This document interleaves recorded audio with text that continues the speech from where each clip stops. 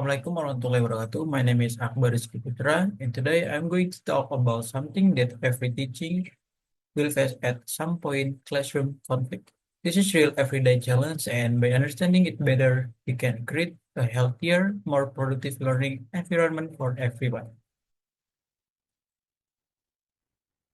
Let's start with the basic. Conflict in the classroom is actually quite common. It can affect how students learn, how they relate with each other, and the overall atmosphere in the room. But here the thing, not all conflict is bad. If you understand what caused it and if you manage it the right way, it can even lead to growth and stronger relationship. So what do we mean by conflict?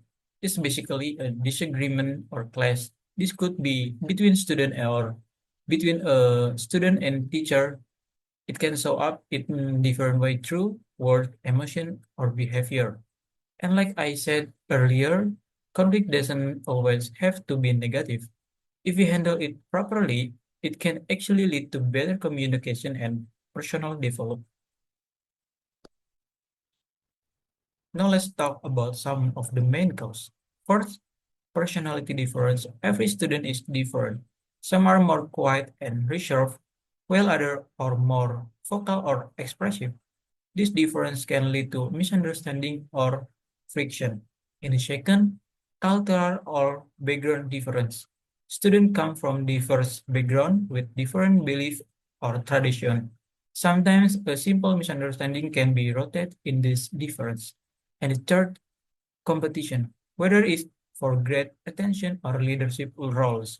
Competition can sometimes create tension between students.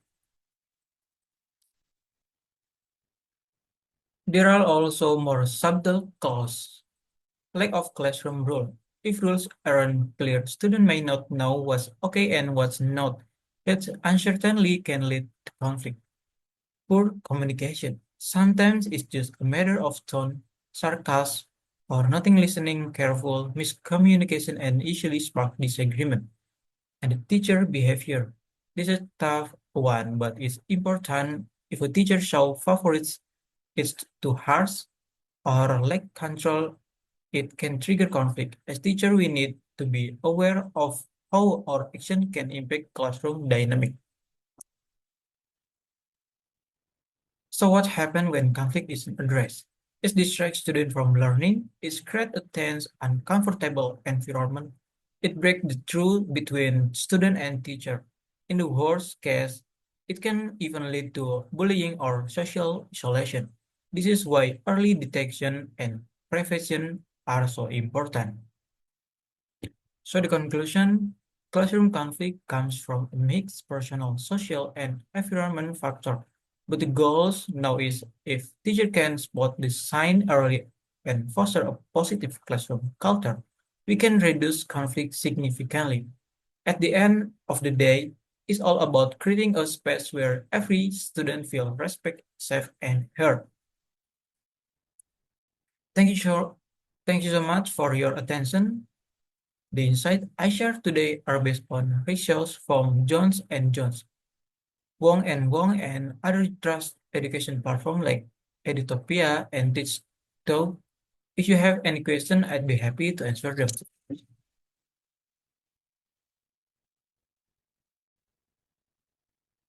Okay, we move to my opinion. Another issue might be that those students don't feel mentally or physically involved in the activity. Not all learner engines just be talking. Some need movement, structure, or specific role to stay focused.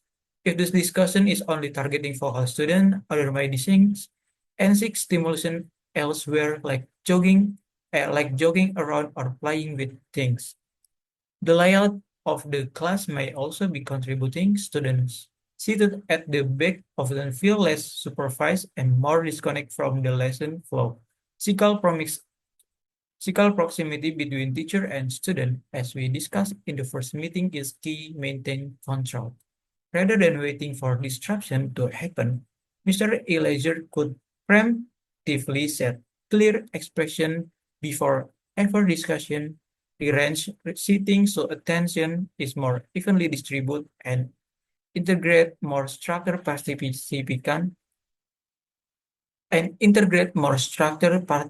strategy that way everyone has a reason to stay involved, and those who often misbehave are given a role of responsibility instead of free time to act out.